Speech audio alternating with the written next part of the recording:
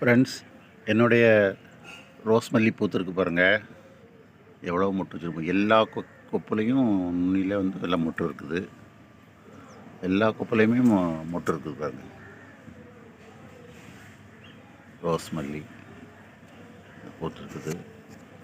மொட்டு எல்லா கிளையிலையுமே மொட்டு வச்சுருக்குது.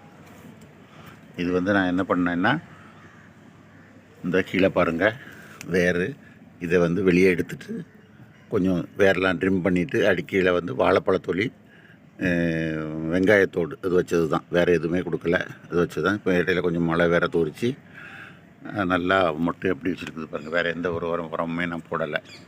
வாழைப்பழத்தொலியும் வெங்காயத்தோடு தான் எப்படி வைத்திருக்குது பாருங்கள். நான் பூ பூத்த உடனே காட்டணுங்கிறதுக்காக தான் மொட்டு வச்சுருக்கும்போது ஒரு